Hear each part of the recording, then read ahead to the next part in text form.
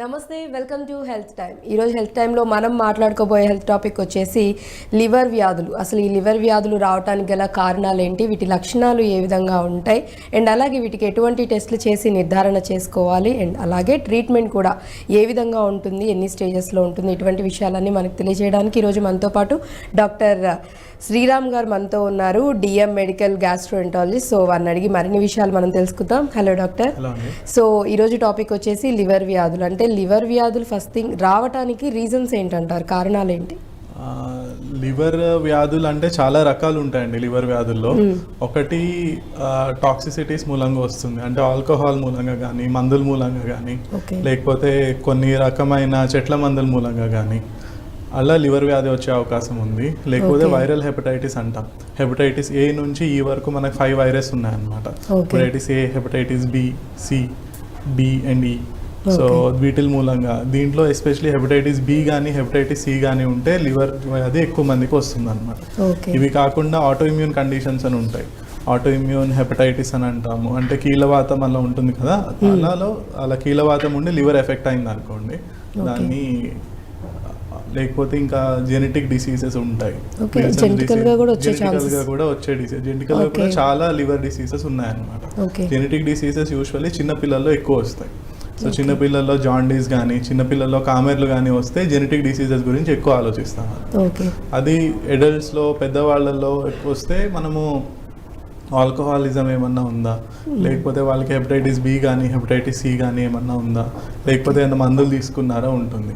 ఇవి కాకుండా జ్వరాలు వచ్చినప్పుడు డెంగ్యూ కానీ, మలేరియా కానీ, లెప్టోస్పైరోసిస్ కానీ, టైఫస్ లాంటి జ్వరాలు, టైఫాయిడ్ ఫీవర్ ఇట్లాంటివి వచ్చినప్పుడు కూడా లివర్ ఇవన్నీ బ్యాక్టీరియా, వైరస్లు కూడా లివర్ని ఎఫెక్ట్ చేసే అవకాశం ఉందన్నమాట.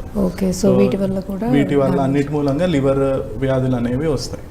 అండ్ అలాగే అంటే ఎక్కువ ఏజ్ గ్రూప్ వాళ్ళకి లివర్కి సంబంధించి డిసీజెస్ రావడానికి ఛాన్సెస్ ఎక్కువగా ఉన్నాయి. లివర్ మొత్తం అంటే మన పేగుల్లో ఉన్న బ్లడ్ సప్లై అంతా ఫస్ట్ లివర్కే వెళ్తుందండి. లివర్కి వెళ్ళి లివర్ నుంచి మొత్తం బాడీ పార్ట్స్కి వెళ్తుంది. లివర్ చాలా ఇంపార్టెంట్ ఆర్గాన్.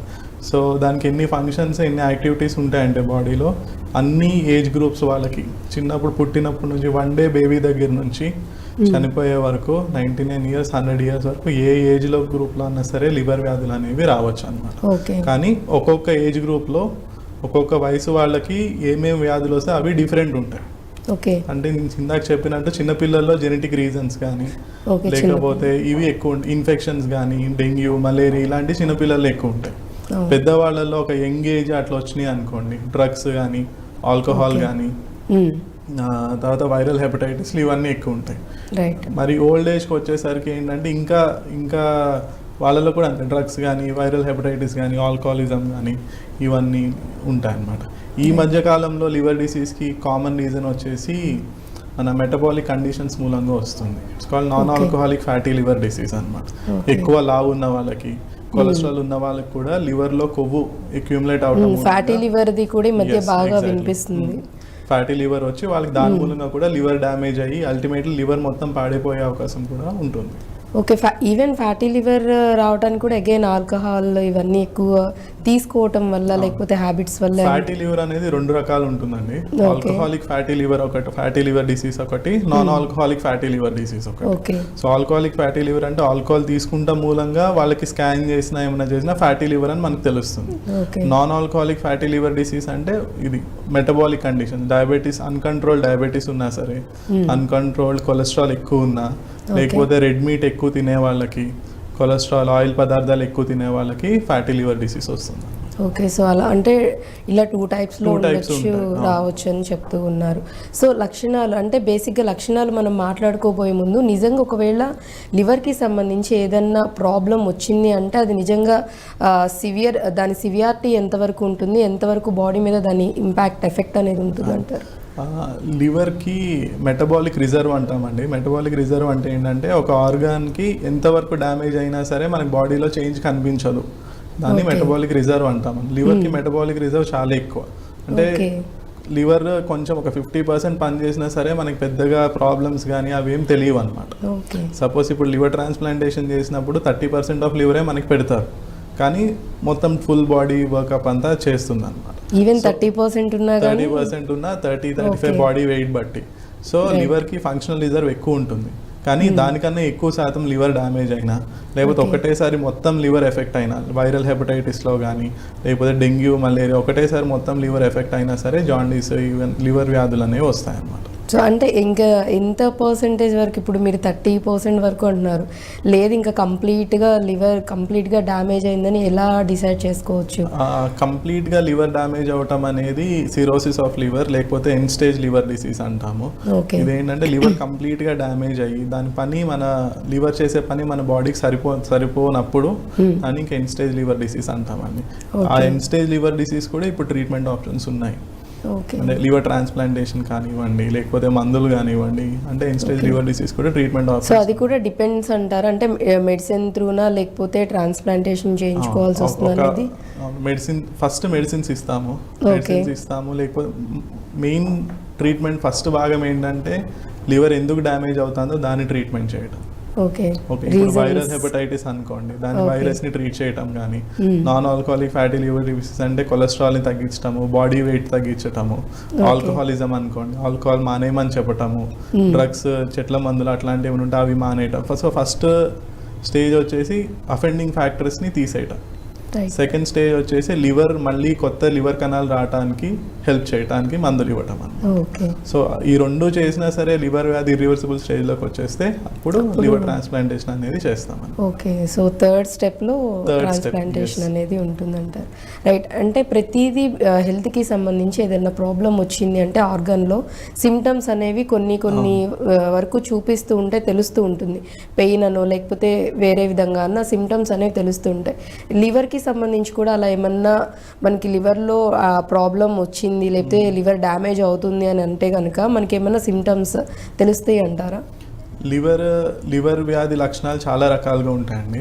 సో అది లివర్ ఎంత డ్యామేజ్ అయింది దాన్ని బట్టి ఉంటుంది. లివర్ డ్యామేజ్ అవుతుంది అనుకోండి, వాళ్ళకి మెయిన్ వచ్చే లక్షణాలు ఏంటంటే నీరసంగా ఉంటాము, తొందరగా అలసిపోవటము, వామిటింగ్ సెన్సేషన్ ఉంటాం, నాసియా, వామిటింగ్ సెన్సేషన్ ఉంటాం, ఇట్లాంటివన్నీ ఉంటాయి అనమాట. అంటే లివర్ వ్యాధి మెల్లిగా ప్రోగ్రెస్ అవుతున్నప్పుడు. లివర్ వ్యాధి ఒకటేసారి ఎక్కువ ఉంది అనుకోండి, ఇనిషియల్లీ అట్లా ఉంటుంది. లేకపోతే రైట్ సైడ్ లివర్ ఉన్న రైట్ సైడ్ భాగంలో కొంచెం బరువుగా అనిపించడము, నొప్పి రావటము, ఇవన్నీ ఉంటాయి అనమాట. సివియర్ గా లివర్ డిసీజ్ ఉంటే జాండీస్ రావటం, అంటే కామెర్లు అంటాం. కామెర్లు, కళ్ళు పసుపచ్చగా అవుతాయి, నోట్లో మ్యూకోసా అంతా పసుపచ్చగా అవుతుంది. మరీ ఎక్కువ స్టేజ్ జాండీస్ కనుక 10 దానికన్నా ఎక్కువ ఉంటే మొత్తం చర్మం కూడా పసుపచ్చగా కనిపిస్తుంది అనమాట. ఎల్లోయిష్ డిస్కలరేషన్ మొత్తం వచ్చేస్తుంది అనమాట. అందరికీ తెలిసింది కామెర్లు అంటే yellow colour of skin. So కళ్ళు కానీ ఇవి కానీ ఎల్లో కలర్ లో ఉంటుంది అనమాట. చాలా మందికి ఈ నీరసంగా ఉంటుంది, వామిటింగ్ సెన్సేషన్ ఉంటుంది, ఇవన్నీ ఎక్కువ పట్టించుకోరు అనమాట, ఎందుకంటే దానికి చాలా రీజన్స్ ఉంటాయి. సో ఒకసారి కామెర్లు వచ్చినప్పుడు ఇంకా అందరికీ ఓకే ఇది లివర్ ప్రాబ్లం లాగా ఉంది అని డాక్టర్ దగ్గరికి రావడం జరుగుతుంది. అండ్ సమ్ టైమ్స్ అంటే కొన్ని కేసెస్లో కూడా విన్నాము, ఏదైతే ఇప్పుడు మీరు చెప్పిన జాండీస్ అని, కొంతమందికి జాండీస్ అయింది కూడా తెలియదు, కొంతమందికి అది తెలుసుకునే లోపు లేకపోతే డాక్టర్ని అప్రోచ్ అయ్యి కన్ఫర్మేషన్ చేసుకునే లోపు ఆల్ ఆఫ్ సడన్ గా ఈవెన్ డెత్ కూడా కాజెస్ అవుతుంది. లివర్ కి ఫంక్షనల్ రిజర్వ్ ఎక్కువ ఉంటుంది. సో స్లోగా ప్రోగ్రెసివ్ లివర్ డిసీజ్ ఉంది అనుకోండి, ఇప్పుడు మెటబాలిక్ లివర్ డిసీజ్ ఉంది, చాలా స్లోగా over period of 10 years 15-20 years progress అవుతుంది. అలాంటప్పుడు లివర్ డ్యామేజ్ అవుతుందని కూడా వాళ్ళకి తెలియదు, ఎందుకంటే కామెర్లు కానీ ఎప్పుడూ రావు. ఒకవేళ లివర్ టెస్ట్ చేసినా కొంచెం మైల్డ్ గా అబ్నార్మాలిటీ ఉంటుంది కానీ ఎక్కువ బాగా జాండీస్ వచ్చి ఉండదు. సో సడన్ గా ఏమన్నా ఇన్ఫెక్షన్ కానీ అట్లా వచ్చినప్పుడు మనకి సడన్ గా జాండీస్ అనేది పెరిగిపోతుంది. ఆ స్టేజ్ దాటంగా, లివర్ కెపాసిటీ దాటంగానే సడన్ గా జాండీస్ పెరిగిపోతుంది. So it will be too late, అప్పటికి చాలా లేట్ అయిపోతుంది. అండ్ అలాగే అంటే ఇప్పుడు బేసిక్గా ఒక హెల్త్ ఇష్యూ ఉన్నప్పుడు ఇంకా అదర్వి నార్మల్గా సైడ్ ఎఫెక్ట్స్ కింద అని కొంతమంది చెప్తుంటారు, లేకపోతే బీపీ, షుగర్ ఇవన్నీ ఉన్న వాళ్ళకు కూడా ఏమన్నా హెల్త్ ఇష్యూస్ ఉన్నాయంటే ఇంకా ఎక్కువ లైక్ హార్ట్ అటాక్స్ వీటన్నిటికి కూడా ఇంకా ఎక్కువ అవడానికి రీజన్ అవుతాయి అంటారు.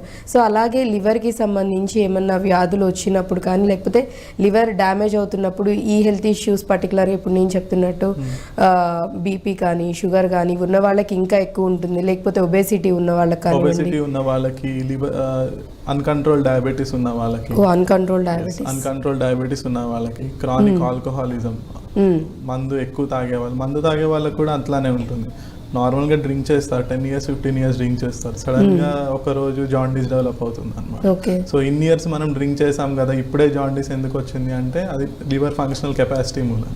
ఓకే, 10 years నుంచి ఆ స్టేజ్ దాటిన తర్వాత ఇంకా సడన్గా జాండీస్, లివర్ అంటే ఇరివర్సిబుల్ లివర్ డ్యామేజ్ అనేది స్టార్ట్ అవుతూ ఉంటుంది. Okay, right. సో అంటే ఆల్కహాల్ ఇవన్నీ తీసుకున్న వాళ్ళలో కూడా చాలా ఎక్కువగా ఇప్పుడు చూస్తున్నట్లయితే ఎక్కువ అసలు ఎడిక్ట్ అవ్వడం ఏంటి, ఎక్కువగా తాగే వాళ్ళ సంఖ్య రోజు రోజుకి పెరిగిపోతుంది. ఈవెన్ యంగ్ పీపుల్ కూడా చాలా వరకు ఎడిక్ట్ అయిపోతున్నారు, టీన్స్ నుంచే స్టార్ట్ చేసేస్తున్నారు. కాబట్టి సో ఎక్కువగా అంటే లివర్ డ్యామేజ్ అవ్వడానికి ఎక్కువగా పాసిబిలిటీస్ అనేవి ఇప్పుడున్న సిచ్యువేషన్స్లో చూస్తుంటే బాగా ఎక్కువ అనిపించేస్తూ ఉంది. ఆల్కహాల్ దాని అవైలబిలిటీ మూలంగా కానివ్వండి, ఎడిక్షన్ ప్రొటెక్షన్ మూలంగా కానివ్వండి, సో అది one of the common reasons అనమాట.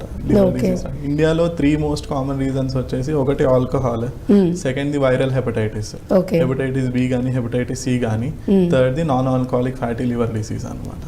ఆల్మోస్ట్ 95% ఆఫ్ లివర్ డిసీజెస్ ఈ 3 కండిషన్స్ మూలంగానే వస్తాయి. వేరే అదర్ కండిషన్స్ వచ్చేసి ఇన్ఫెక్షన్స్, మలేరియా, డెంగ్యూ ఇట్లాంటి వాటి మూలంగా కూడా ఇంకా మిగతా చిన్న తక్కువ.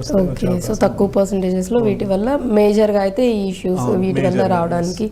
అండ్ అంటే కొంతమంది చెప్తూ ఉంటారు కూడా, డ్రింక్ చేసే వాళ్ళు ఏమంటే అంటే మేము ఎప్పుడూ మీరు ఇందాక అన్నట్లుగానే ఎన్నో ఇయర్స్ నుంచి మేము డ్రింక్ చేస్తూనే ఉన్నాము, లిమిటెడ్గానే తీసుకున్నాం, నేను చాలా హెల్తీగా ఉన్నాను, నా డైలీ రొటీన్ వర్క్స్ ఎవ్రీథింగ్ అంతా చేసుకుంటూనే ఉన్నాను, బాగానే ఉన్నాను అని చెప్తూ ఉంటారు. బట్ ఆల్ ఆఫ్ సడన్ మీరు అన్నట్లుగా సడన్గా అప్పటికప్పుడే జాండీస్ అవడమో లేకపోతే వేరే అదర్ సిమ్టమ్స్ వల్ల ఇమ్మీడియట్గా సిక్ అయిపోతూ ఉంటారు, అది సీరియస్ కండిషన్స్లో కూడా వెళ్తూ ఉంటుంది. సో వాళ్ళకి మీరేం చెప్తారు? ఈ డ్రింక్ చేయటం, ఆల్కహాల్ మూలంగా లివర్ కండిషన్ రావటం అనేది మల్టిపుల్ రీజన్స్ బట్టి ఉంటుందండి. ప్యాటర్న్ ఆఫ్ డ్రింకింగ్ అంటాం. ప్యాటర్న్ ఆఫ్ డ్రింకింగ్ అంటే ఎంత తాగుతున్నారు, అంటే డైలీ కొంచెం కొంచెం తాగుతున్నారా, ఒకటేసారి బింజ్ డ్రింకింగ్ చేస్తున్నారా, అంటే డైలీ ఒకటేసారి 5 drinks 6 drinks అట్లా తాగుతున్నారా, లేకపోతే డ్రింక్ చేసేటప్పుడు తింటా తాగుతున్నారా, లేకపోతే కంప్లీట్ ఫుడ్ బంద్ చేసేసి ఫుడ్ ఆపేసి డ్రింక్ కూడా ఉంటుంది. మేల్స్ ఫీమేల్స్ బాడీ వెయిట్, వాళ్ళ జెనెటిక్ రీజన్స్ చాలా చాలా ఉంటాయి అనమాట. Liver alcohol effect on the liver చాలా కాంట్రిబ్యూటింగ్ ఫ్యాక్టర్స్ కూడా ఉంటాయి. దీని మీద ఆల్రెడీ మనం 3 కండిషన్స్ అనుకున్నాం. సో ఒకరికి ఒకటే ఉండాలని కూడా లేదు. లావుగా ఉన్నారు, already metabolic disease, liver disease కి రిస్క్ ఉంది, వాళ్ళు మళ్ళీ తాగుతున్నారు అనుకోండి, ఇంకా ఎక్కువ రిస్క్ ఉంటుంది. ఆల్రెడీ వైరల్ హెపటైటిస్ ఉంది, దాని మీద మళ్ళీ డ్రింక్ చేస్తున్నారంటే డెఫినెట్లీ లివర్ డిసీజ్. సో అన్ని కలిపి కంబైన్ గా దాన్ని బట్టి చూసుకొని వాళ్ళకి ఎంతవరకు డ్యామేజ్ అయింది అనేది తెలుసుకోవచ్చు అంటారు. అండ్ అలాగే ఈ లివర్ డ్యామేజ్ కానీ లేకపోతే లివర్ కి సంబంధించి ఏదైనా ఇష్యూస్ ఉంటే మనం కన్ఫర్మేషన్ చేసుకోవడానికి ఏ టెస్ట్లు చేస్తారు? కన్ఫర్మ్ చేయడానికి ఫస్ట్ బ్లడ్ టెస్ట్ చేస్తామండి. బ్లడ్ టెస్ట్ వచ్చేసి లివర్ ఫంక్షన్ టెస్ట్ అంటాము. లివర్ ఫంక్షన్ టెస్ట్ లో జాండీస్, బిలిరూబిన్ అంటాం, బిలిరూబిన్ ఎంత ఉంది, ఎక్కువ ఉందా తక్కువ ఉందా, దీన్ని బట్టి లివర్ ఎంత డ్యామేజ్ అయింది, లివర్ ఫంక్షనింగ్ ఎలా ఉంది అనేది మనకు తెలుస్తుంది అనమాట. సెకండ్ థింగ్ ఏంటంటే లివర్ ఎంజైమ్స్ అని ఉంటాయి. అంటే లివర్ ఏమైనా డ్యామేజ్ అయినప్పుడు లివర్ సెల్స్ లో ఉన్న ఎంజైమ్స్ రక్తంలో కలవటం మూలంగా ఎంజైమ్స్ లెవెల్స్ పెరుగుతాయి అనమాట. సో దాన్ని బట్టి లివర్ ఎంత డ్యామేజ్ అవుతుంది, ఈ రోజు ఎంత డ్యామేజ్ అయింది, డ్యామేజ్ తగ్గుతుందా పెరుగుతుందా అనేది తెలుస్తుంది. తర్వాత లివర్ ఫంక్షనింగ్ టెస్ట్ ఉంటాయి. లివర్ బాడీలో క్లాటింగ్ ఫ్యాక్టర్స్ ని ప్రొడ్యూస్ చేస్తుంది. అంటే రక్తం గడ్డకట్టడానికి కావాల్సిన పదార్థాలన్నీ లివర్ నుంచి వస్తాయి అన్నమాట. ప్లేట్లెట్స్ పెరగడానికి కావాల్సిన పదార్థం కూడా లివర్ నుంచే వస్తుంది, థ్రాంబోపాయిటిన్ అంటాం. సో లివర్ ప్రాబ్లం ఉన్న వాళ్ళకి ప్లేట్లెట్ కౌంట్ తగ్గుతూ ఉంటుంది. తర్వాత బాడీలో ప్రోటీన్ కంటెంట్ తగ్గుతూ ఉంటుంది. తర్వాత రక్తం గడ్డకట్టదు అనమాట. ఇవన్నీ టెస్టులు చేసి మన లివర్ ప్రాబ్లం ఎంత ఉందని ఎస్టిమేట్ చేయొచ్చు. తర్వాత ఏంటంటే అల్ట్రాసౌండ్ స్కాన్ చేయొచ్చు అనమాట లివర్. అల్ట్రాసౌండ్ స్కాన్ చేస్తే దాంట్లో లివర్ వాపు వచ్చిందా, లివర్ సైజ్ ఎంత ఉంది, లివర్ ఏమైనా గట్టి పడుతుందా, లివర్ ఏమైనా పర్మనెంట్ గా డ్యామేజ్ అయింది, ఇవన్నీ కూడా మనకు అల్ట్రాసౌండ్ స్కాన్ లో తెలుస్తుంది. సో దాన్ని బట్టి అంటే వాళ్ళది ఇక్కడ కూడా ఏమైనా స్టేజెస్ లాగా ఉంటాయి, అంటే ఇనిషియల్ స్టేజ్లోనే ఉన్నారు, లేకపోతే కొంచెం క్రానిక్ అయింది, లేదు ట్రీట్మెంట్ చేయొచ్చు, ఈవెన్ మెడిసిన్స్ తోనే కంట్రోల్ చేయొచ్చు, అలా స్టేజెస్ వైజ్ ఉంటాయి. స్టేజెస్ వైజ్ డెఫినెట్లీ ఉంటాయండి. మనం ఇప్పుడు ఆల్కహాల్ తీసుకున్నాం అనుకోండి, initially fatty liver of alcohol అంటాం అనమాట. Alcoholic fatty liver, just liver లో ఫ్యాట్ అక్యూములేట్ అవుతుంది, లివర్ సైజ్ కొంచెం పెరుగుతుంది, దానికి వాళ్ళ సిమ్టమ్స్ కూడా ఏముండవు. సెకండ్ స్టేజ్ వచ్చేసరికి ఆల్కహాలిక్ హెపటైటిస్ అంటాం. మెల్లిగా ఈ ఫ్యాట్ మూలంగా లివర్ లో ఇన్ఫ్లమేషన్, వాపు పెరుగుతూ ఉంటుంది, లివర్ సైజ్ పెరుగుతుంది, పేషెంట్ బాగా నీరసము, నాసియా, తొందరగా అలసిపోవటము, ఈ ప్రాబ్లమ్స్ అన్ని ఆల్కహాలిక్ అంటే లివర్ ఎంజైమ్స్ కూడా రేజ్ అవుతాయి అన్నమాట. బిలిరూబిన్ కూడా ఇంకెక్కువ రేజ్ అవుతుంది. ఓకే. తర్వాత ఒక స్టేజ్ వచ్చేసరికి లివర్ ఇర్రివర్సిబుల్ గా డ్యామేజ్ అవుతుంది. అప్పుడు వాపు వచ్చిన లివర్ సైజ్ మెల్లిగా తగ్గిపోతూ ఉంటుంది. Okay. Normal liver size 11 to 13 centimetres అనుకుంటే ఇనిషియల్లీ పెరుగుతుంది. 13 సెంటీమీటర్స్ నుంచి కొంతమంది 20-25 సెంటీమీటర్స్ కూడా పెరుగుతుంది సైజ్ ఆల్కహాల్ మూలంగా. తర్వాత అది మళ్ళీ తగ్గుతా 11 నుంచి 8 సెంటీమీటర్స్ 7 సెంటీమీటర్స్ కూడా తగ్గిపోవచ్చు. సో అంటే ఇప్పుడు అలాగా స్టేజెస్ లో ఫ్యాటీ లివర్, తర్వాత ఆల్కహాలిక్ హెపటైటిస్, తర్వాత క్రానిక్ లివర్ డిసీజ్ అంటాం. అంటే లివర్ కొంచెం పర్మనెంట్ డ్యామేజ్ సూచనలు అన్ని కనిపిస్తూ ఉంటాయి. సో రెండిట్లో అంటే లివర్ అది ఉన్న పొజిషన్లో ఉన్న సైజులో కాకుండా ఇంక్రీజ్ అయినప్పుడు దాని ఎఫెక్ట్ ఎక్కువ ఉంటుందంటారు, లేకపోతే తగ్గినప్పుడు లివర్ సైజ్ తగ్గినప్పుడు ఎఫెక్ట్ ఎక్కువ ఉంటుంది? Increase liver size alcoholic hepatitis వచ్చి లివర్ సైజ్ పెరిగినప్పుడు కొంచెం రివర్సిబిలిటీ కాంపోనెంట్ ఎక్కువ ఉంటుందండి. మందు ఆపేసి ఆల్కహాల్ కానీ ఆపేసి లేకపోతే ఫ్యాక్టర్స్ వైరల్ హెపటైటిస్ కానీ దీన్ని కంట్రోల్ చేస్తా అంటే లివర్ సైజ్ నార్మల్ అయిపోతుంది. తర్వాత జాండీస్ ఇవన్నీ తగ్గిపోతాయి. అంటే రివర్సిబుల్ ఉంటుంది అన్నమాట డిసీజ్. లివర్ సైజ్ ఒకసారి తగ్గిపోయింది, ఫైబ్రోసిస్ వచ్చేసింది, లివర్ అంతా గట్టి పడిపోయింది అంటే అది ఇర్రివర్సిబుల్ డ్యామేజ్ అనమాట. ఆ టైంకి వాళ్ళు ఆల్కహాల్ ఆపేసినా సరే పెద్ద ఉపయోగం ఏముండదు, permanent damage. So already damage అనేది అయిపోయింది. సో సైజ్ తగ్గిందంటే మాత్రం ఎఫెక్ట్ చాలా ఎక్కువ ఉంటుందంట. సో ఈవెన్ మళ్ళీ అది రికవర్ చేసుకోవడానికి కూడా పాసిబిలిటీస్ అనేవి చాలా తక్కువ ఉంటాయంట. Long term over the period of 5 years 10 years recovery అయ్యే అవకాశం ఉంది, but it will take very long. నార్మల్గా ఇంక్రీజ్ అయినప్పుడు ట్రీట్మెంట్ చేయించినప్పుడు ఎంత టైం తీసుకుంటుంది రికవర్ అవడానికి? యూజువల్లీ ఆల్కహాల్ ఎఫెక్ట్స్ లివర్ మీద 3 months అంటామండి. ఎన్ని ఇయర్స్ నుంచి డ్రింక్ చేస్తున్నారు దాన్ని బట్టి ఉంటుంది, బట్ యూజువల్లీ 3 to 6 months ఉంటుందండి ఆల్కహాలిక్ లివర్ డిసీజ్ మీద లివర్ మీద ఎఫెక్ట్. అండ్ అలాగే చాలా వరకు డ్రింక్ చేసే వాళ్ళలో ఎక్కువగా చెప్పేది ఏంటంటే ఇప్పుడు ఒకవేళ ఎక్కువగా తీసుకుంటే ఎక్సెస్ తీసుకున్న ఓవర్డోస్ తీసుకున్న ఎఫెక్ట్ అవుతుంది అంటున్నారు. అదే నార్మల్గా లిమిటెడ్గా తీసుకుని రెగ్యులర్గా తీసుకుంటే అప్పుడు లివర్కి ఎటువంటి ప్రాబ్లం ఉండదా అనే, అంటే చాలా వరకు ఇలాంటి డౌట్స్ అనేవి చూసే వాళ్ళకి కూడా చాలా వరకు ఉంటాయి. సేఫ్ లిమిట్ ఆఫ్ డ్రింకింగ్ అని రీసెంట్ కాన్సెప్ట్ అండి. అది సేఫ్ లిమిట్ ఆఫ్ డ్రింకింగ్ అంటే ఏంటంటే కొంచెం తాగితే లివర్కి ఏం అవ్వదు కదా అని. అమెరికన్ గైడ్ లైన్స్ ప్రకారం ఏంటంటే మెన్లో రోజుకి అంటే ఇంత స్పెసిఫిక్గా కాదు, బట్ లిమిటెడ్ క్వాంటిటీలో తాగితే లివర్కి ఏం కాదు అనేది ఉంది. బట్ అది కూడా long period of time drink చేశారు అనుకోండి, అప్పుడు లివర్ ఎఫెక్ట్ అయ్యే అవకాశం ఉంది. సో అది కూడా రెగ్యులర్గా తీసుకోవద్దు. ఎప్పుడన్నా అంటే మన వాళ్ళకి ఏదైనా రీజన్ వాళ్ళకి అనుకూలంగా ఉంది అంటే హ్యాపీగా. ఇవన్నీ స్టడీస్ బట్టి ఉంటాయండి. అంటే ఇంత డ్రింక్ చేసినా సరే పేషెంట్కి ఏం అవ్వలేదు కదా అని ఉంటుంది అనమాట.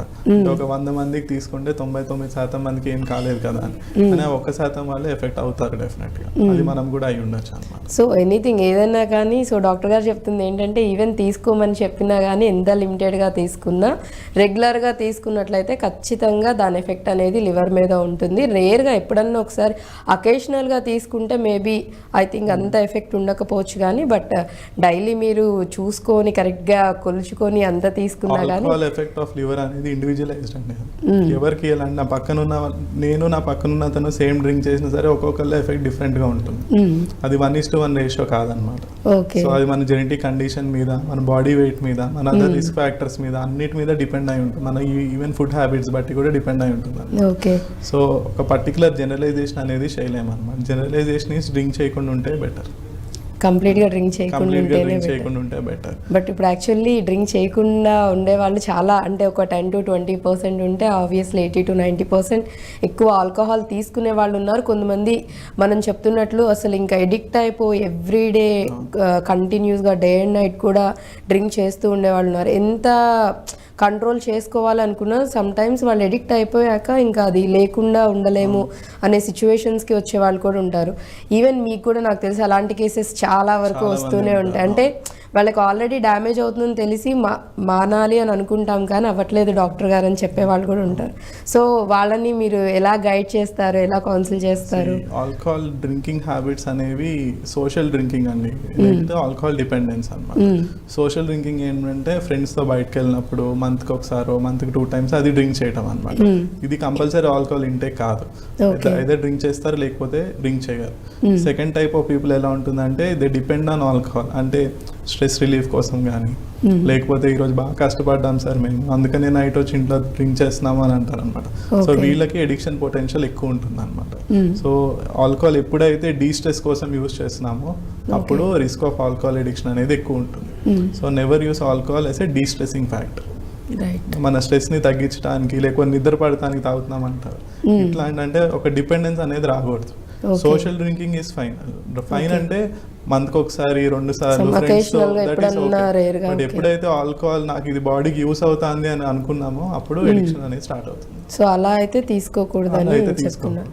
అండ్ ఇంకొకటి కూడా, ఇంకొక అపోహ కూడా ఏంటంటే, ఇందాక మనం మాట్లాడుకున్న వాటిల్లోనే యాక్చువల్లీ డ్రింక్ చేసినప్పుడు ఎంత డ్రింక్ చేసామో అంతే ఇదిగా ఫుడ్ అనేది తీసుకున్నట్లయితే కనుక ఈక్వల్ అయిపోతుంది. సో ఎటువంటి ఎఫెక్ట్ ఉండదు. ఇఫ్ ఇన్ కేస్ ఒకవేళ తీసుకోలేదు, ఫుడ్ ఏం తీసుకోకుండా కంప్లీట్గా ఆల్కహాలే తీసుకొని ఎంటీ స్టమక్తో పడుకుంటే కనుక దాని ఇంపాక్ట్ ఎక్కువ ఉంటుందని కూడా అంటూ ఉన్నారు. సో తీసుకున్నప్పుడు ఏంటంటే ఆల్కహాల్ ఇంటెస్టైన్స్ నుంచి అబ్జర్వ్ అవుతుంది. సో ఫుడ్ తో పాటు తీసుకుంటే ఏంటంటే ఆల్కహాల్ స్లోగా అబ్జర్వ్ అవుతుంది బాడీలోకి. సో బ్లడ్ ఆల్కహాల్ కాన్సన్ట్రేషన్స్ ఎక్కువ పెరగవు అనమాట. అది ఎంటీ స్టమక్ తో తీసుకున్నాం అనుకోండి, సడన్ గా ఎక్కువ రేజ్ అయిపోతాయి, మత్తు తొందరగా వస్తుంది, ఇవన్నీ కూడా హార్మ్ఫుల్ ఎఫెక్ట్స్ కూడా ఎక్కువగా వస్తాయి. So food. సెకండ్ థింగ్ ఏంటంటే ఆల్కహాల్ ఎంత తాగుతున్నాం అనేది చూసుకోవాలి. డ్రింక్స్ అంటాం అన్నమాట. ఒక స్టాండర్డ్ డ్రింక్ అంటాం. స్టాండర్డ్ డ్రింక్ అంటే 14 grams of alcohol is a standard drink. So ఒక 40% విస్కీ ఉందనుకోండి, దాంట్లో 30 ml is a standard drink. So ఒక 350 ml of beer is a standard drink. So దానికి 1 స్టాండర్డ్ డ్రింక్ 1 hour లోపల కన్నా ఇంకెక్కువ తీసుకున్నాం అనుకోండి, బాడీ దాన్ని మెటబలైజ్ చేసుకోలేదు. సో యూజువలీ బాడీ కెపాసిటీ ఎలా ఉంటుందంటే 1 standard drink for 1 hour it can metabolise. దానికన్నా ఎక్కువ తీసుకున్నాం అనుకోండి, అప్పుడు మెటబలైజ్ అవ్వదు, ఆ హార్మ్ఫుల్ ఎఫెక్ట్స్ లివర్ మీద కనిపిస్తాయి. ఓకే. సో దీనికి సంబంధించి యాక్చువల్లీ ఆల్కహాల్ ఎక్కువగా కన్జ్యూమ్ అంటే ఎక్కువ తీసుకునే వాళ్ళలోనే లివర్కి సంబంధించి ఇష్యూస్ వచ్చే ఛాన్సెస్ ఏంటి ఎక్కువగా వస్తుందే వాళ్ళకే అనేది తెలుస్తుంది. కాబట్టి సో ట్రీట్మెంట్ ఏ విధంగా ఉంటుందంటారు? సో అది ఇందాక మనం అనుకున్నట్టు ట్రీట్మెంట్లో 2 భాగాలండి. ఒకటి అఫెండింగ్ ఫ్యాక్టర్స్ని తీసేయటం. సో ఆల్కహాలిజం అంటే దాన్ని కట్ డౌన్ చేయటం. సో ఎట్లా కట్ డౌన్ చేయొచ్చు అని అడిగారు మీరు ఇందాక. సో ఒకటి ఫస్ట్ థింగ్ ఏంటంటే పర్సన్కి ఫ్రమ్ విత్ ఇన్ ఉండాలి. మనం ఆల్కహాల్ కట్ చేయాలి అనేది ఫస్ట్ అది రావాలి. దానికి ఫ్యామిలీ సపోర్ట్ అనేది చాలా ఇంపార్టెంట్. ఫ్యామిలీ కానీ ఫ్రెండ్స్ కానీ. సో ఇప్పుడు మీరు ఆల్కహాలిక్ చుట్టూ ఉన్న ఫ్రెండ్స్ కూడా ఆల్కహాలిక్ ఫ్యాక్టర్స్ ఇవన్నీ ఎంకరేజ్ చేసే వాళ్ళు ఉన్నారు అనుకోండి, that is never possible. So usually కొన్ని సర్కిల్స్లో అలా ఉంటుంది అనమాట. సో ఆ కమ్యూనిటీ నుంచి బయటకు వచ్చేసాలన్నమాట. అది ఫస్ట్ స్టెప్.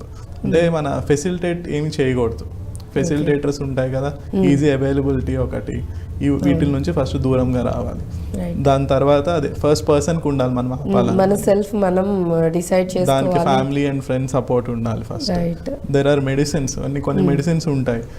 దాంతో ఏంటంటే ఆల్కహాల్ మీదకి ధ్యాస వెళ్లకుండా తగ్గించడానికి కూడా మెడిసిన్స్ ఉంటాయి అన్నమాట. అంటే ఆ రివార్డ్ సెంటర్స్ ని స్టిమ్యులేట్ చేస్తుంటాయి. యాక్చువల్లీ అవి కూడా చాలా వరకు ఇప్పుడు మనం చూస్తున్నాం కాబట్టి నిజంగా అంటే అంత బాగా అవి వర్క్ చేస్తాయి అంటారు. వర్క్ చేస్తాయి చాలా. ఆల్మోస్ట్ ఒక 20-25 కైండ్స్ ఆఫ్ మెడిసిన్స్ ఉన్నాయి అన్నమాట. అవన్నీ వర్క్ చేస్తాయి. ఇండియాలో కొన్ని అవైలబుల్ ఉన్నాయి, కొన్ని లేవు. Definitely they will work. So once alcoholism మానిన తర్వాత సెకండ్ ఏంటంటే ట్రీట్మెంట్. అంటే లివర్ ఎట్లా రికవర్ అవుతుంది దానికి ట్రీట్మెంట్ అనమాట.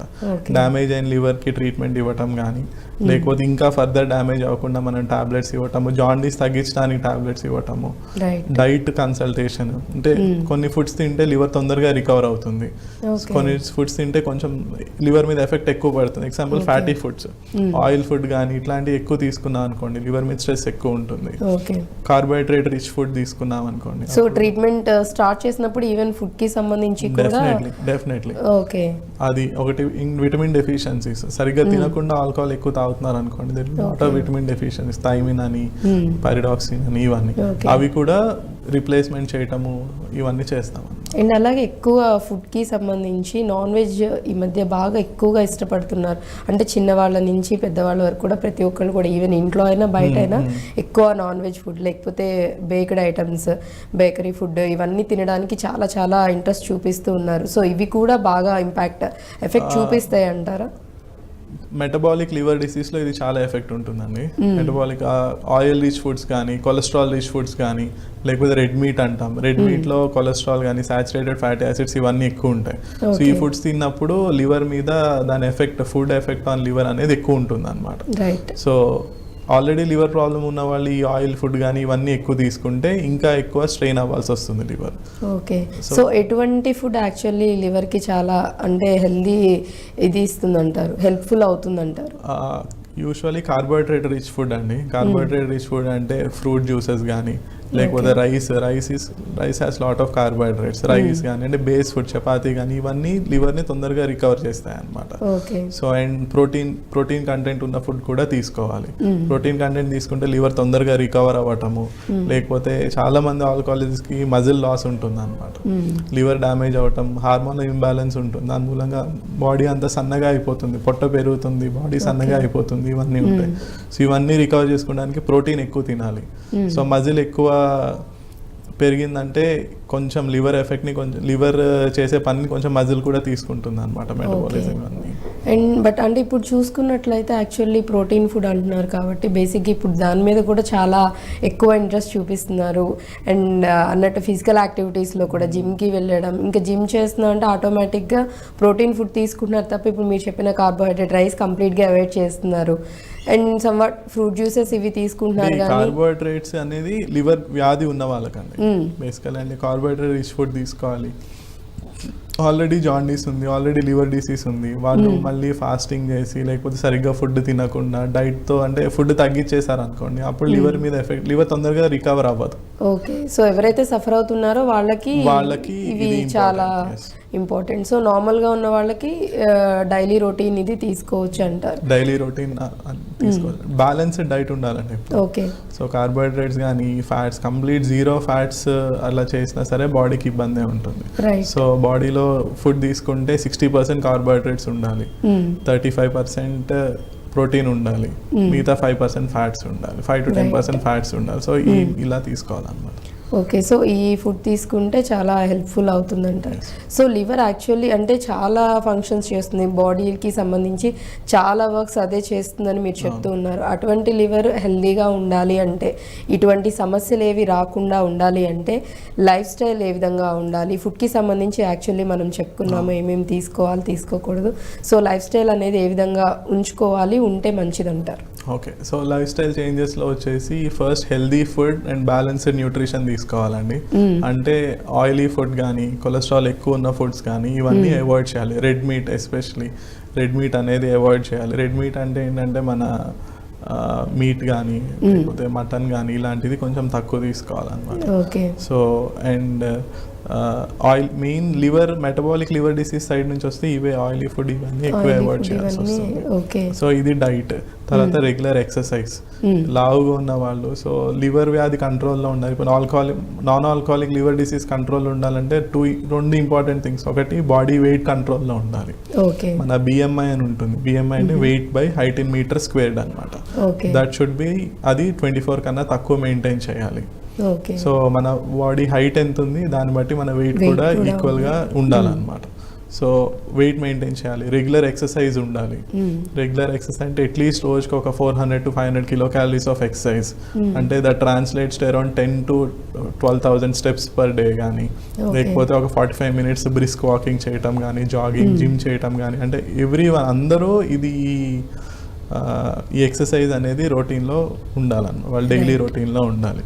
So one is weight control, ఒకటి డైట్, థర్డ్ది ఎక్సర్సైజ్. ఓకే, సో ఇవి కనుక ఈ మూడు డెఫినెట్లీ ఉండాలి. ఈ ఫాలో అయితే కనుక ఎటువంటి ఇష్యూస్ అనేవి రావు అంటారు. లివర్ ఒక్కటే కాదు, same advice goes to liver, heart, any health issue, A health issue అయినా కానీ ఖచ్చితంగా సో ఇవన్నీ ఫాలో అయితే ఆబ్వియస్లీ హెల్దీ లైఫ్ అనేది ఉంటుంది. అండ్ అలాగే ఇప్పుడు చూసుకున్నట్లయితే టీన్స్ అంటే టీనేజ్ పిల్లల్లో 15 to 18 బిట్వీన్ చూస్తున్నట్లయితే ఒబేసిటీ ఎక్కువ, ఓవర్ వెయిట్తో అమ్మాయిలు ఉంటున్నారు, అబ్బాయిలు కూడా వాళ్ళ ఏజ్కి మించి. అంటే మనం మామూలుగా చూస్తున్నప్పుడు వాళ్ళ ఏజ్ చూస్తే 13, 14 ఉంటారు, బట్ కానీ అపీరెన్స్ వైజ్ చూస్తున్నప్పుడు 23, 24 years పిల్లల్లా కనిపిస్తూ ఉంటారు. సో ఇలా ఉన్న వాళ్ళలో కూడా ఇటువంటి ఇష్యూస్ వచ్చే ఛాన్సెస్ ఉన్నాయంటారా? ఈ మధ్య పీడియాట్రిక్ లివర్ డిసీజ్ అనేది చాలా పెరిగిపోయిందండి. పీడియాట్రిక్ ఫ్యాటీ లివర్ డిసీజ్ అనేది బాగా పెరిగింది. Almost 5th class 6th class నుంచే వాళ్ళకి లివర్ ఎంజైమ్స్ రేజ్ అవ్వటము, కొంతమందికి జాండీస్ అనేది రావటము, లివర్ డ్యామేజ్ అవ్వటం. సో ఈ ఫ్యాటీ లివర్ అనేది it will take some time అనమాట. ఇప్పుడు స్టార్ట్ అయితే ఒక 10 ఏళ్ళు 15 ఏళ్ళు పడుతుంది. సో వాళ్ళు ఇప్పుడు ఓకే హెల్దీగా ఉంటారు, చబ్బీగా ఉంటారు, క్యూట్గా అనిపిస్తారు, బట్ 20-25 ఇయర్స్ వచ్చేసరికి మెల్లిగా ఆల్రెడీ ఒక సగం లివర్ డ్యామేజ్ అయిపోయి ఉంటుంది అనమాట. రైట్. సో దాని మీద మళ్ళీ ఆల్కహాల్ అని ఇవన్నీ ఎక్స్ట్రా ఎఫెక్ట్స్ పడితే తొందరగా వాళ్ళకి లివర్ డిసీజ్ వచ్చే అంటే అవకాశం ఈవెన్ ఉంది. ఎందుకంటే చాలా మందిని చూస్తున్నాం, పేరెంట్స్ కూడా అంటే ఏజ్ అంటే ఎదుగుతున్న పిల్లలు కాబట్టి వాళ్ళు ఎదిగే టైం కాబట్టి ఫుడ్ కంట్రోల్ కూడా చేయొద్దు, వాళ్ళకి నచ్చినవన్నీ పెట్టాలని అవి బయట ఫుడ్ అయినా లేకపోతే ఇంట్లో చేస్తున్న మీట్ మీరు అన్నట్లు ఏవైనా ఇష్టంగా తింటున్నారు కదా అని ఎక్కువ ఎక్సెసివ్గా పెట్టేయడం కూడా చేస్తూ ఉంటారు. సో అవి కూడా చాలా వరకు ఎఫెక్ట్ చేస్తాయి. ఒకటి యాక్టివిటీ ఉండాలి. ఇప్పుడు స్కూల్స్ కానివ్వండి అందరూ యాక్టివిటీ మీద ఫిజికల్ యాక్టివిటీ అసలు తగ్గింది, చాలా వరకు ఫిజికల్ యాక్టివిటీ తగ్గింది.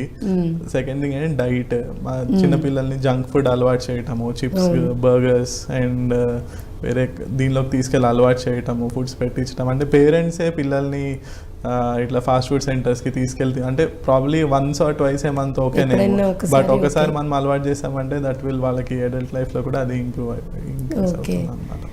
అండ్ అలాగే ఇప్పుడు మన ఈ లివర్కి సంబంధించి ఇష్యూస్ ఏమన్నా వస్తున్నాయి అన్నప్పుడు మీరు టెస్ట్లు కూడా చెప్పారు, ఇవి చేయించుకోవాలి ఒకవేళ సిమ్టమ్స్ ఏమన్నా మనకు అనిపిస్తున్నాయి అంటే.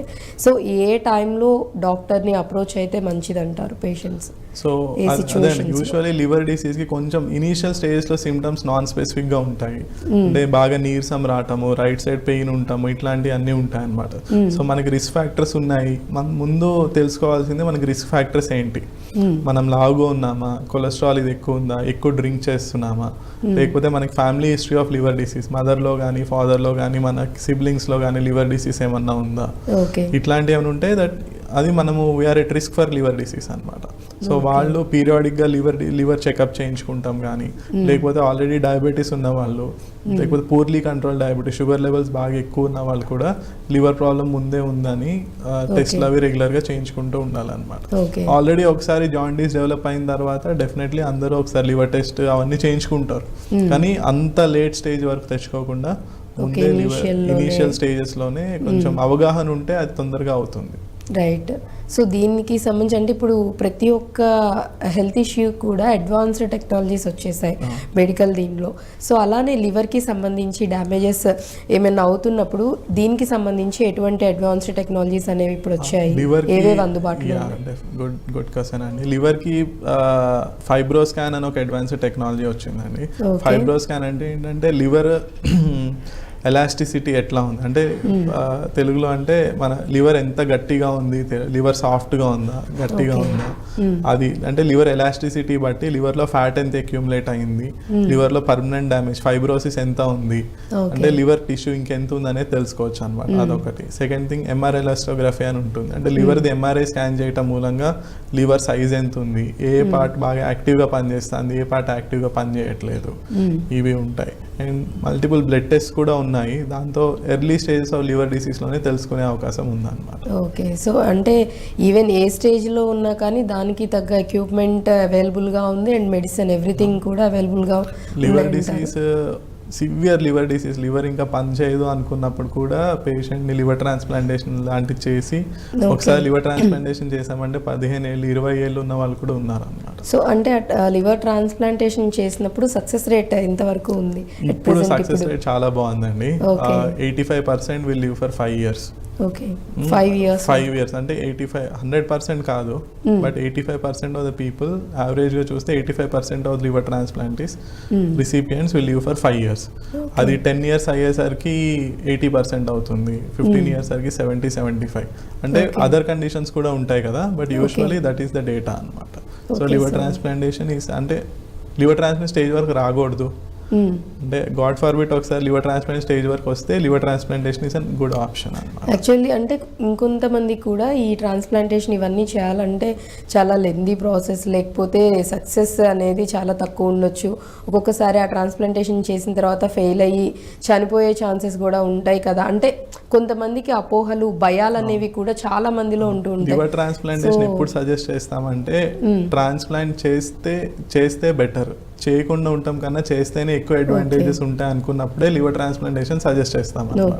లివర్ ట్రాన్స్ప్లాంటేషన్ రిస్క్ ఉంటుంది, కానీ ఆ రిస్క్ ట్రాన్స్ప్లాంట్ చేయకుండా ఉంటే ఎంత రిస్క్ ఉంది, ఈ రెండింటిని వెయి చేసుకుని ఎప్పుడైతే ట్రాన్స్ప్లాంట్ రిస్క్ తక్కువ అనుకుంటామో పేషెంట్కి ఉన్న రిస్క్ కన్నా అప్పుడే లివర్ ట్రాన్స్ప్లాంటేషన్ సజెస్ట్ చేస్తాం. ఓకే, సో అంటే ఇంకా తనకి లైఫ్ అనేది ఇంకా ఉండదు అనే సిచ్యువేషన్స్ లో సో లివర్ ట్రాన్స్ప్లాంట్ చేయకపోతే ఒక 6 months కన్నా ఎక్కువ ఉండరు, లేకపోతే ఒక స్కోరింగ్ సిస్టమ్ ఉంటుంది, ఆ స్కోర్ మరీ ఎక్కువ ఉంది, లివర్ ట్రాన్స్ప్లాంట్ చేయకపోతే మాక్సిమం ఇంకా 6 months 1 year ఉంటారు అని మేము అనుకున్నప్పుడు అప్పుడు సజెస్ట్ లివర్ ట్రాన్స్ప్లాంటేషన్ అనమాట.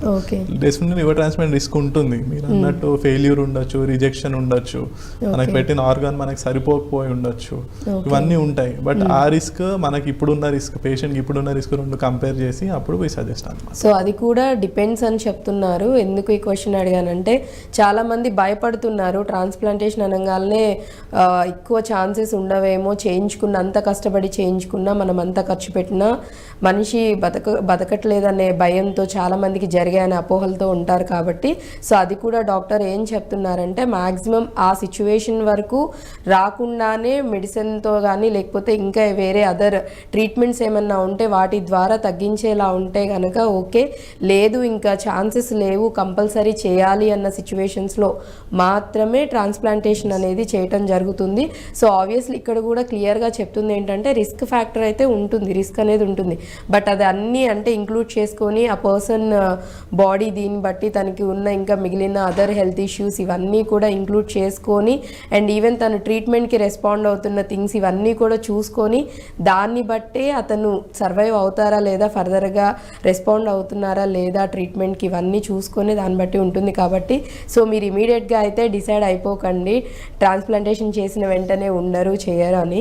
సో ఇన్ని ఫ్యాక్టర్స్ ఇవన్నీ ఇంక్లూడ్ అయితేనే సిచ్యువేషన్ నెక్స్ట్ తర్వాత ఏంటనే తెలుస్తుంది. బట్ అలా అని లేట్ చేయకుండా డెసిషన్ తీసుకొని చేయించుకోవడం అనేది మంచి థింగ్. దానివల్ల మేబీ ఇప్పుడు చెప్పినట్లు మంచి గైడెన్స్ దొరుకుతుందండి. Liver transplantation usually last stages of liver disease లోనే సజెస్ట్ చేస్తాము. ఆ స్టేజ్కి వచ్చిందంటే మంచి గైడెన్స్ దొరుకుతుంది. పేషెంట్ మా దగ్గరకు వచ్చినప్పటి నుంచి వాళ్ళు ఆపరేషన్ అయ్యి డిశ్చార్జ్ అయ్యి తర్వాత డిశ్చార్జ్ తర్వాత ఏం మెడిసిన్స్ వాడాలి, మంచి గైడెన్స్ అయితే దొరుకుతుంది. సో లివర్ ట్రాన్స్ప్లాంటేషన్ అది ఇంతకు ముందులా కాదు, ఇప్పుడు ఒక స్టాండర్డ్ ప్రోటోకాల్ అయిపోయింది అనమాట. హాస్పిటల్ సర్జరీ ఎప్పుడు చేయాలి, ఎంత సైజ్ చేయాలి, ఎంత ట్రాన్స్ప్లాంట్ చేయాలి, తర్వాత ఏ మెడిసిన్స్ ఇవ్వాలి, అన్ని ప్రోటోకాల్స్ బేస్డ్ అయిపోయిందండి. సో వాళ్ళకి సపోర్ట్ అంటే ఫైనాన్షియల్ సపోర్ట్, కొంతమంది ఫైనాన్షియల్ సపోర్ట్ ఇచ్చే వాళ్ళు ఉన్నారు, కొంతమంది ఆర్గనైజేషన్స్ ఉన్నాయి, తర్వాత ఒక ట్రాన్స్ప్లాంట్ ట్రాన్స్ప్లాంట్ ఒక టీం ఉంటుంది అనమాట. దాంట్లో ఫైనాన్షియల్ కౌన్సిలర్స్ దగ్గర నుంచి సోషల్ కౌన్సిలర్స్ ఉంటారు. సో జాబ్ అండ్ ఆల్కహాల్ ఇది ఉంటే వాళ్ళు డి అడిక్షన్ కి కౌన్సిలింగ్ చేసే వాళ్ళు ఉంటారు అనమాట. So there is lot of అంటే they will get good support. అంటే మనం ట్రాన్స్ప్లాంట్ అంటే ఇది ఏదో ఒక సింగిల్ ట్రీట్మెంట్ లాగా కాదనమాట, ఒక హోల్ టీమ్ ఉంటారు, టీమ్ విల్ సపోర్ట్ చేస్తారని కూడా చెప్తూ ఉన్నారు. అండ్ అలాగే మనం చూసుకున్నట్లయితే అంటే ఎక్కువగా 5 years వరకు ట్రాన్స్ప్లాంటేషన్ అయిన తర్వాత 5 years వరకు హ్యాపీగా ఉండొచ్చు, ఇంకా ఎక్కువ ఇయర్స్ కూడా బతకొచ్చు, అది డిపెండ్స్ అని అంటున్నారు. ట్రాన్స్ప్లాంట్ చేసిన తర్వాత ముందు లివర్ డిసీజ్ పేషెంట్ ఉంటే ట్రాన్స్ప్లాంట్ చేసిన తర్వాత పేషెంట్ గుర్తు కూడా పట్టరు అనమాట. అంత అంటే కంప్లీట్లీ నార్మల్ పర్సన్ లాగా అయిపోతారు అన్నమాట. కొంచెం రిస్క్ ఫ్యాక్టర్స్ ఉంటాయి, బట్ వన్స్ ఈ హర్డల్స్ అన్ని క్రాస్ అయిన తర్వాత they will be normal person. So అంటే ఎన్ని మంత్స్ వరకు చాలా కేర్ఫుల్గా వాళ్ళు కొంచెం ఎవ్రీథింగ్ అంటే మీరు చెప్పే గైడెన్స్ కానివ్వండి లేకపోతే మెడిసిన్ కానివ్వండి ఫర్దర్గా అంటే ట్రాన్స్ప్లాంటేషన్ అయిపోయిన తర్వాత కూడా ఎన్ని మంత్స్ వరకు మెడిసిన్స్ వచ్చేసి ట్రాన్స్ప్లాంట్ తర్వాత లైఫ్ లాంగ్ వాడాల్సి వస్తుందండి. బట్ అన్ని మెడిసిన్స్ ఉండవు, రోజుకి 3-4 మెడిసిన్, ఒక డయాబెటీస్ పేషెంట్ వాడుతున్నట్టు రోజుకు 2-3 మెడిసిన్స్ ఉంటాయేమో. బట్ హై రిస్క్ అనేది ఫస్ట్ 1 year కొంచెం రిస్కీ పీరియడ్ అండి. 1 year ఒకవేళ దాటిన తర్వాత బాడీ కొంచెం అడ్జస్ట్ అయిపోతుంది ట్రాన్స్ప్లాంటెడ్ లివర్ కి. సో 6 months to 1 year కొంచెం క్రిటికల్ పీరియడ్ లా కన్సిడర్ చేస్తాం. ఓకే, సో ట్రాన్స్ప్లాంటేషన్ అయిన వాళ్ళకి 6 months నుంచి 1 year వరకు, సో ఆ టైం పీరియడ్లో కొంచెం డాక్టర్స్ చెప్పినవన్నీ ప్రాపర్గా ఫాలో అయ్యి మెడిసిన్స్ అవన్నీ తీసుకున్నట్లయితే కనుక హ్యాపీగా నెక్స్ట్ 5 years 10 years హ్యాపీగా లైఫ్ని లీడ్ చేస్తూ ఉండొచ్చు అని చెప్తున్నారు. సో టెన్షన్ అయితే పడాల్సిన అవసరం లేదని చెప్తున్నారు. అండ్ అలాగే ఇప్పుడు మనం మాట్లాడుకునే మొత్తం హోల్ దీన్ని ఎక్కువ చూసుకున్నట్లయితే జెంట్స్లోనే ఎక్కువగా ఐ థింక్ ఎక్కువ కేసెస్ జెంట్స్కే లివర్కి సంబంధించి ఇష్యూస్. అలానేం లేదండి, ఈక్వల్ మేల్స్ ని ఫీమేల్స్ ని equal number of liver disease patients చూస్తాం. ఓకే, ఫీమేల్స్ కూడా ఎక్కువగానే. ఫీమేల్స్ డ్రింక్ చేయడం తక్కువ ఫీమేల్స్ లో, సో ఆల్కహాలిక్ లివర్ డిసీజ్ అనేది తక్కువ, ఇండియాలో స్టిల్ తక్కువ. అని ప్రాబ్లం ఏంటంటే ఫీమేల్స్ లో ఆల్కహాల్ మెటబాలైజింగ్ కెపాసిటీ తక్కువ ఉంటుంది అనమాట. సో మేల్స్ కన్నా వాళ్ళు తక్కువ డ్రింక్ చేసినా సరే వాళ్ళకి లివర్ డిసీజ్ రావడానికి రీజన్స్ తొందరగా వచ్చేస్తుంది అన్నమాట. One thing. సెకండ్ థింగ్ ఏంటంటే లేడీస్లో కొన్ని ఎక్స్క్లూసివ్ లివర్ డిసీజ్ ఉంటాయి అనమాట. సో ఇప్పుడు ఎక్కువ లేడీస్లో వచ్చాయి ఆటో ఇమ్యూన్ హెపటైటిస్ అంటాం. అన్ని ఆటో ఇమ్యూన్ థైరాయిడ్ డిసీజ్ ఉంటుంది, లేడీస్లో ఎక్కువ వస్తుంది. SLE, రొమటాయిడ్ ఇవన్నీ లేడీస్లో ఎక్కువ. అట్లానే ఆటో ఇమ్యూన్ లివర్ డిసీజ్ అనేది లేడీస్లో ఎక్కువ వస్తుంది అనమాట. ఇంకా కొన్ని ప్రైమరీ బిలియరీ సిరోసిస్, PSC ఇవన్నీ కూడా లేడీస్లో ఎక్కువ వస్తాయి అనమాట. So they have their own set of risk factors. ప్రెగ్నెన్సీలో వచ్చే లివర్ డిసీజెస్ ఉంటాయి. ప్రెగ్నెన్సీలో కూడా ఒక 4-5 లివర్ డిసీజ్ ఉన్నాయి అనమాట. అవి కూడా వాళ్ళకి ఎక్స్క్లూసివ్గా ఫీమేల్స్ వాళ్ళ ఎక్కువ ఉంటాయి. ఓకే, సో అంటే ఒకవేళ ప్రెగ్నెన్సీ టైంలో కనుక వాళ్ళకి లివర్కి సంబంధించి ఏదైనా ఇష్యూస్ ఉన్నాయంటే సో ట్రీట్మెంట్ వాళ్ళకి ఏ విధంగా ఉంటుందంటారు? డిపెండ్స్, లివర్ డిసీజ్ మీద డిపెండ్ అయి ఉంటుందండి. సో ప్రెగ్నెన్సీలో ఫస్ట్ ఏంటంటే ఒక ఆటో ఇమ్యూన్ హెపటైటిస్ అనుకోండి, దాంట్లో ఆల్రెడీ ముందు నుంచే లివర్ డిసీజ్ పేషెంట్, తర్వాత వాళ్ళకి ప్రెగ్నెంట్ అయ్యారు, అప్పుడు కేర్ డిఫరెంట్ గా ఉంటుంది. సో ఏమైనా మందులు, బేబీకి హార్మ్ చేసే మందులు ఉంటే అవి తీసేసి దానికి ఆల్టర్నేటివ్ మెడిసిన్స్ యాడ్ చేయటం కానీ ఇట్లాంటివి జరుగుతూ ఉంటాయి అన్నమాట. సో కొంతమంది లేడీస్కి ఏంటంటే డెలివరీ అయిపోయిన తర్వాత సడన్ గా ఒకసారి లివర్ డిసీజ్ ఫ్లేర్ అప్ అయ్యే అవకాశం ఉంటుంది అన్నమాట. సో ఇలా ఉంటాయి.